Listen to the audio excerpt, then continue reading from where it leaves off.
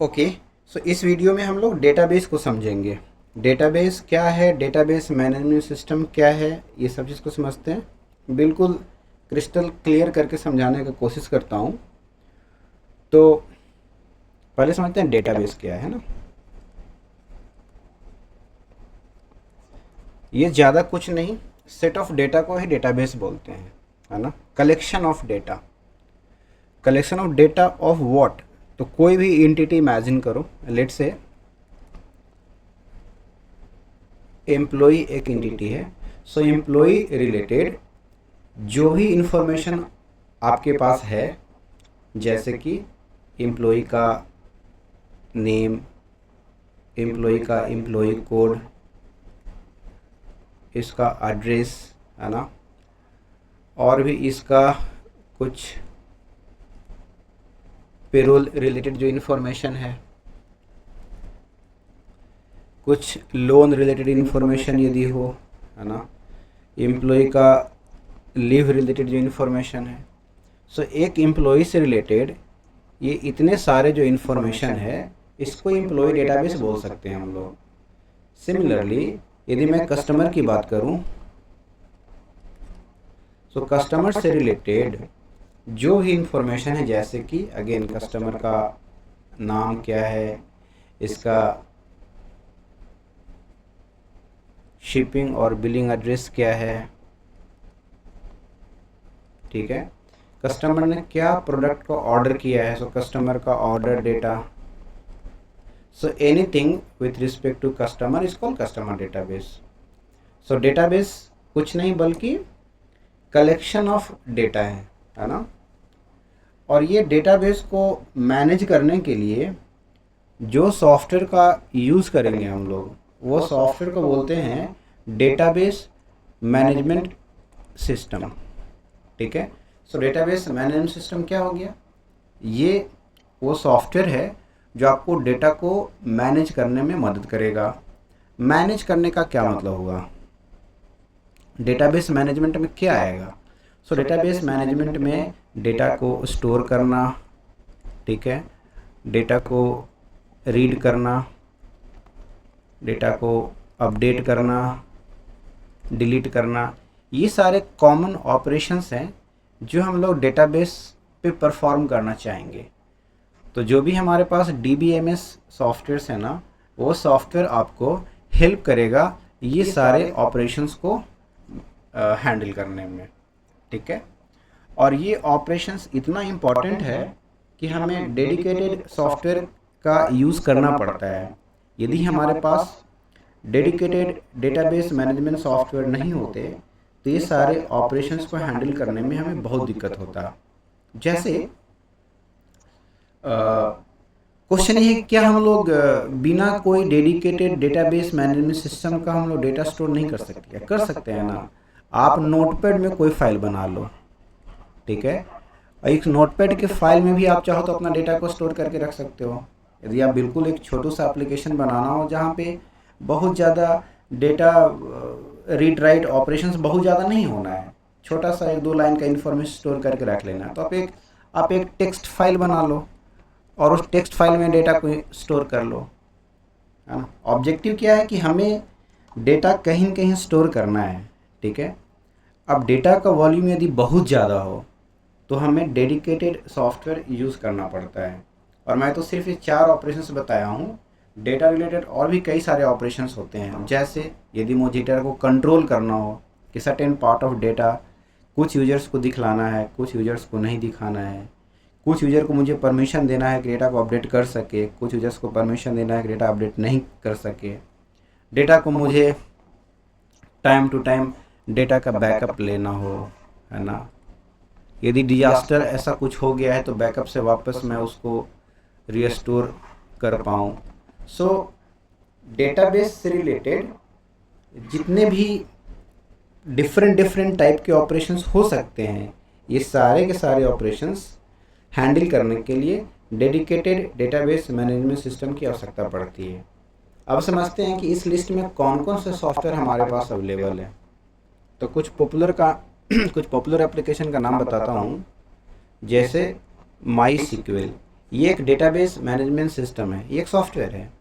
और क्या है? SQL server, SQL server number 1, number 2। और क्या है? ओरेकल। और क्या है? Postgres SQL. और क्या है? Mongo dB. ये लिस्ट बहुत लंबा है ना? ये बिल्कुल लंबा लिस्ट है ये। और ये सारे के सारे डेटाबेस मैनेजमेंट वाले जो सॉफ्टवेयर हैं ना, ये सारे के सारे तगड़े हैं, कोई किसी से कम नहीं है ना? कुछ प्रोज एंड कॉन्स है, कुछ में कुछ एप्लीकेशन में, कुछ सॉफ्टवेयर में आपको कुछ प्रोज हैं तो कुछ कॉन्स है। हमें अपने रिक्वायरमेंट के हिसाब से किसी एक सॉफ्टवेयर को पकड़ लेना है और उसी को हमें अपने प्रोजेक्ट के लिए यूज़ करना है। जैसे माई सीक्वल, ये इसका जो कम्युनिटी एडिशन है ये फ्री है, ठीक है, ओपन सोर्स है ये। सीक्वल सर्वर का एक्सप्रेस एडिशन फ्री है, बाकी सारे के सारे लाइसेंस्ड हैं। माइक्रोसॉफ्ट ओन करती है इस प्रोडक्ट को। ओरेकल पूरा का पूरा पेड है, आपको फ्री में नहीं मिलेगा। Postgres SQL again open source है।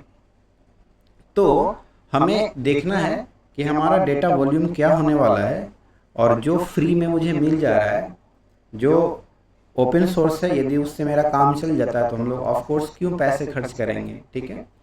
सो हमारे स्टेक स्टैक में माई सीक्वल डेटाबेस को हम लोग यूज करने वाले हैं रेगुलर ट्रांजैक्शंस के लिए, और मोंगो डीबी यूज करेंगे हम लोग अपने ऑडिट ट्रेल्स के लिए, लॉग को स्टोर करने के लिए, एक्सेप्शंस को लॉग करने के लिए। मैं प्रीवियस वीडियोस में बताया था जब टीआरएस रिव्यू कर रहे थे कि कौन कौन से पर्पस के लिए माई सीक्वल यूज करेंगे, कौन कौन से पर्पस के लिए मोंगो डीबी यूज करेंगे।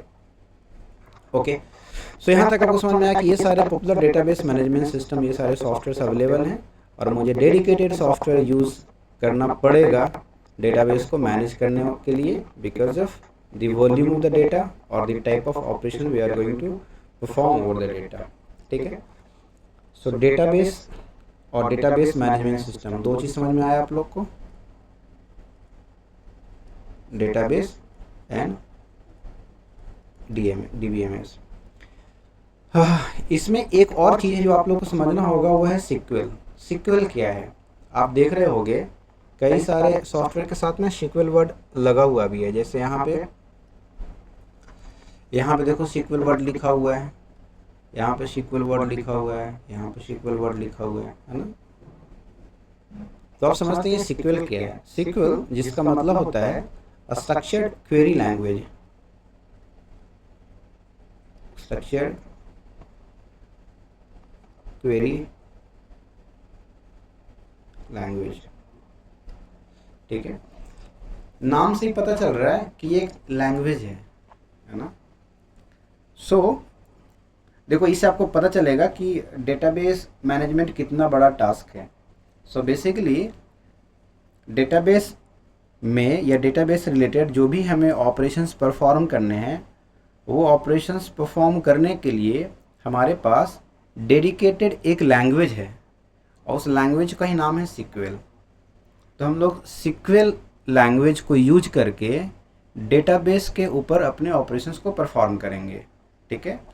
सो लेट्स से आपके पास जो भी सिस्टम है, सर्वर है, और यहाँ पे आपने इंस्टॉल करके रखा है माई सीक्वल। सो माई सीक्वल की रिस्पॉन्सिबिलिटी है कि वो डेटाबेस रिलेटेड सारे ऑपरेशंस को परफॉर्म करने में हमें हेल्प करें। बट ये हेल्प कब करेगा? लेट से मुझे माई सीक्वल को एक कमांड देना है कि हे माई सीक्वल, आप दिस इज़ द डेटा, आप इसको स्टोर कर लो। सो ये बताने के लिए, कमांड बताने के लिए हमें जो लैंग्वेज यूज़ करना होगा ना, वो लैंग्वेज ही हमारा सीक्वल है। सो सीक्वल लैंग्वेज को यूज करके हम लोग अपने डेटाबेस को वो कमांड बता पाएंगे। यदि मुझे डेटाबेस को ये बताना है कि I am just giving the detail of an employee, और उस एम्प्लॉई के डिटेल को अपडेट कर दो, सो ये जो पर्टिकुलर कमांड मुझे देना है, ये कमांड हम लोग सीक्वल लैंग्वेज के थ्रू देंगे, ठीक है। कंफ्यूज नहीं होना है, सीक्वल इज़ नॉट डेटाबेस। मैं कई बार लोगों से मिलता हूँ जो थोड़ा नोविश होते हैं या अपना ट्रेनिंग कर रहे हैं या कॉलेज से जस्ट पढ़ाई करके निकले हैं, उनसे पूछता हूँ कि क्या डेटाबेस आप जानते हो, तो लोग सीधे सीक्वल बोल देते हैं। SQL is not a database. Database MySQL हो सकता है, डेटाबेस सीक्वल सर्वर हो सकता है, डेटाबेस सीक्वल नहीं है। सीक्वल इज़ जस्ट लैंग्वेज, और ये लैंग्वेज समझेगा आपका डेटाबेस। जो भी आप ये लैंग्वेज को यूज करके जो भी आप कमांड दोगे, ये कमांड समझेगा कौन? कमांड समझने वाला है आपका डेटाबेस। ठीक है, ओके। नेक्स्ट समझते हैं कि आखिर सीक्वल कमांड हम लिखेंगे कहाँ। तो जब भी आप माई सीक्वल इंस्टॉल करोगे या कोई भी DBMS सॉफ्टवेयर इंस्टॉल करोगे, सबसे पहले तो समझ जाओ कि जब भी आप DBMS सॉफ्टवेयर को इंस्टॉल करते हो जिस भी सर्वर पे, वो सर्वर मेरा बन जाता है database server.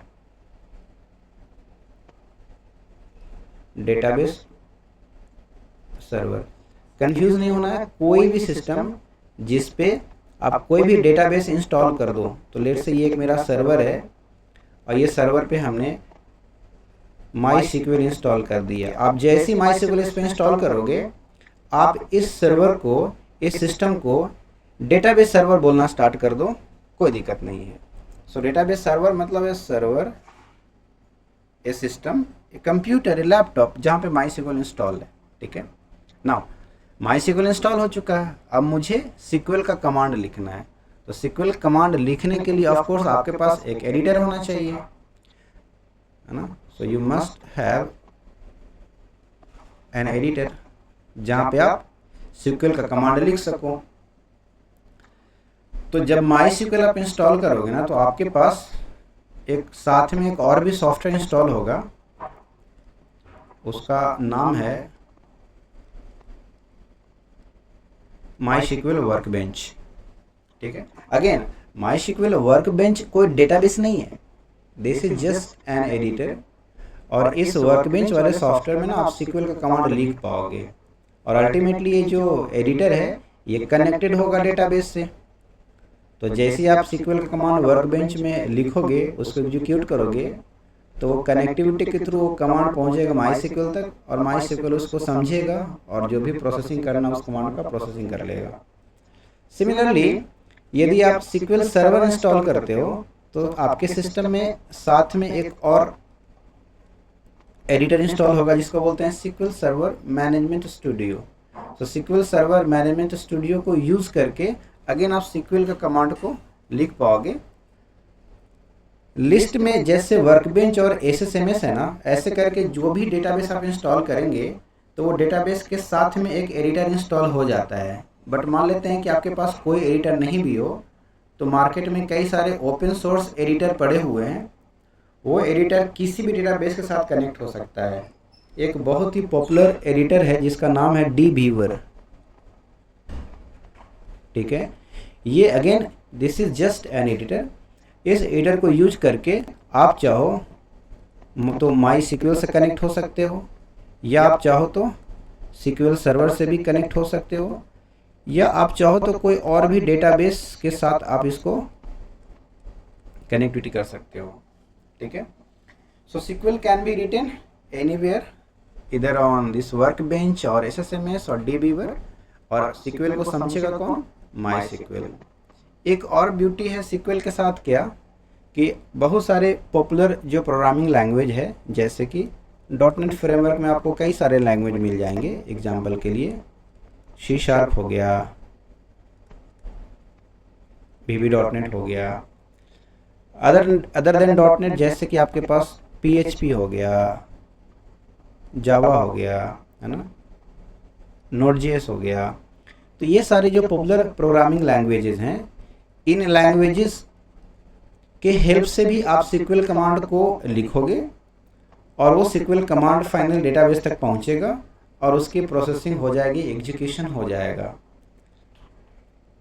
So what I am trying to tell you कि because of this beauty only हम लोग आज के डेट में सॉफ्टवेयर एप्लीकेशन बना सकते हैं। सो लेट से आप C# की हेल्प से आपने कोई सॉफ्टवेयर बनाया है, या ASP.NET की हेल्प से आपने कोई सॉफ्टवेयर बनाया है। लेट से आपने ऐसा कोई फॉर्म बना लिया, फॉर्म पे आपने कुछ इनपुट फील्ड रख लिया, मे बी मैं 2 रखता हूँ, ये सबमिट बटन हो गया, एंड लेट्स से यहाँ पे हम स्टोर करना है हमें कोड एंड नेम, ठीक है। एज्यूम करो कि ये फॉर्म आपने ASP.NET को यूज करके बनाया है। सो आप क्या चाहोगे कि जैसे यहाँ पे कोई कोड इंटर होता है, लेट से 101, नेम में कुछ एंट्री किया लोग XYZ, और जैसे ही सबमिट बटन को हिट करे तो ये दोनों इन्फॉर्मेशन फाइनली जाके डेटाबेस में स्टोर हो जाए। ना वेट, क्या मैं बोल रहा हूँ, डेटाबेस में स्टोर हो जाए, ठीक है। सो लेट से आपका ये डेटाबेस है, MySQL का डेटाबेस है ना, ये कोई सर्वर पे आपने इंस्टॉल करके रखा है, दिस इज MySQL। अब ये डेटा यदि आपको MySQL तक पहुंचाना है तो MySQL को क्या समझ में आता है? सो MySQL understands only one language, that is SQL। सो आप यदि चाहते हो कि 101 और XYZ ये MySQL डेटाबेस में जाके कहीं पे स्टोर हो जाए, सो ये इन्फॉर्मेशन आपको SQL लैंग्वेज के हेल्प से पास करना पड़ेगा। और आपने ये फॉर्म बनाया है कौन सा टेक्नोलॉजी को यूज करके? आपने बनाया ASP.NET टेक्नोलॉजी को यूज करके। तो अब थोड़ा समझते हैं कि आपने जो सॉफ्टवेयर बनाया है, आपने जो पेज बनाया है, वो पेज बनाया ASP.NET की हेल्प से, ये पूरा डिजाइनिंग हो गया, ये इनपुट फील्ड बन गया, ये बटन बन गया, और भी जो डिजाइन बनाना बना लो आप। जैसे आपने सबमिट बटन क्लिक किया तो ये 101 और XYZ ये जो इन्फॉर्मेशन डेटाबेस में स्टोर होना है, ये आपको SQL लैंग्वेज के हेल्प से आपको पास करना पड़ेगा। इट मीन्स कि ASP.NET में आपके पास प्रोविज़न होगा, आपके पास वो व्यवस्थाएं बनी हुई है कि ASP.NET के अंदर आप SQL कमांड को लिख सकते हो और फाइनली SQL कमांड को MySQL तक पहुंचा सकते हो। और यही हम लोग करने वाले हैं थ्रू आउट अपने पूरे एप्लीकेशन में। हम लोग जो भी एप्लीकेशन बनाने जा रहे हैं, इन दिस केस HRMS, यहाँ पे क्या करेंगे हम लोग, ऐसे करके न जाने कितने छोटे बड़े फॉर्म बनाएंगे। कुछ ऐसे फॉर्म बनाएंगे जहाँ से डेटा इंसर्ट होगा, कुछ ऐसे फॉर्म बनाएंगे जहाँ पे डेटा डेटाबेस से ला के डिस्प्ले करना होगा, कुछ ऐसे फॉर्म बनाएंगे जहाँ पे डेटा हम लोग को एडिट करना होगा। तो पेज का डिज़ाइनिंग ऑफ कोर्स अपना जो भी टेक्नोलॉजी हम लोग रखने वाले हैं, ASP.NET, Angular, React जो भी हो, उसके हेल्प से हम लोग वो पेज की डिज़ाइनिंग करेंगे। और उस प्रोग्रामिंग लैंग्वेज में कुछ ना कुछ प्रोविज़न होता है जो हम लोग सीखेंगे कि कैसे SQL के कमांड को लिख सके। यदि SQL कमांड को हम लोग अपने प्रोग्रामिंग लैंग्वेज में लिखना जान गए तो आप उस प्रोग्रामिंग लैंग्वेज के हेल्प से डेटाबेस के साथ बातचीत करना आ जाएगा आपको। और एक बार आपको डेटाबेस के साथ बातचीत करना आ गया तो आप कोई भी एप्लीकेशन बना सकते हो। आप देखो ना, कोई भी छोटा से छोटा या बड़ा से बड़ा एप्लीकेशन में देख लो, आपने क्या करना होता है, कोई फॉर्म होगा, वहाँ से डेटा डेटाबेस में जाके सेव होगा, कोई फॉर्म होगा वहाँ पे मे भी कोई अपडेट का बटन होगा, डेटाबेस से डेटा को रीड करेंगे, उसमें कोई चेंज करेंगे, अपडेट कर देंगे। कोई और फॉर्म होगा जहाँ पे डेटाबेस से डेटा ला के हम लोग व्यू कर रहे होंगे, कोई और फॉर्म होगा जहाँ पे डेटा हम लोग कुछ डिलीट कर रहे होंगे। तो आप देखोगे तो मेजॉरिटली ये 4-5 ऑपरेशंस है जो हमें परफॉर्म करना होता है। तो हमें बस खाली ये जान लेना है कि 4-5 ऑपरेशंस कैसे परफॉर्म करते हैं। यदि आप ASP.NET के थ्रू जानो, Angular के थ्रू जानो या PHP जावा के थ्रू जानो, आप बस जान जाना है कि 4-5 ऑपरेशंस कैसे परफॉर्म करते हैं, कैसे SQL का कमांड लिखते हैं, कैसे उसको एग्जीक्यूट करवाते हैं। तो एटलीस्ट आपका फाउंडेशन ठीक हो चुका है। तो जब भी हम लोग कोड कर रहे होंगे ना, तो फिर आपको दिक्कत नहीं होगा। सो आई होप डेटाबेस आप लोग को समझ में आ गया है ना। हमारे सॉफ्टवेयर एप्लीकेशन में जो भी डेटा ट्रांजैक्शन होने वाला है, जो भी डेटा का ट्रांजैक्शन होने वाला है, वो डेटा को परमानेंट स्टोर करने के लिए ऑफ कोर्स वो स्टोर तो होना है हमारे सेकेंडरी स्टोरेज में ही, लेकिन वो स्टोर करने के लिए या डेटाबेस पे जितने भी ऑपरेशंस हमें परफॉर्म करना है, आई मीन जो डेटाबेस मैनेज करना है, उसके लिए हमारे पास कई सारे डेडिकेटेड डेटाबेस मैनेजमेंट सॉफ्टवेयर्स होते हैं। और इसमें हम लोग MySQL यूज करने वाले हैं, और जो लैंग्वेज यूज होगा वो SQL का लैंग्वेज होगा, ये हम लोग यूज करेंगे। सो नेक्स्ट वीडियो में हम लोग क्या करेंगे ना कि FRS जो हमने बनाया था, उस FRS के किसी एक मॉड्यूल को पकड़ के और एक्चुअली में टेबल बनाना स्टार्ट करते हैं। MySQL डेटाबेस को यूज करके हम लोग सॉफ्टवेयर में एक्चुअली अपना काम करना स्टार्ट करते हैं। ठीक है, पहले हम लोग समझ लेंगे कि क्या क्या टेबल्स बनने वाले हैं और वो टेबल क्यों बनने वाले हैं, फिर उसको कैसे बनाते हैं, और काम अपना स्टार्ट करते हैं। ठीक है, तो नेक्स्ट वीडियो मिलते हैं आप लोगों से।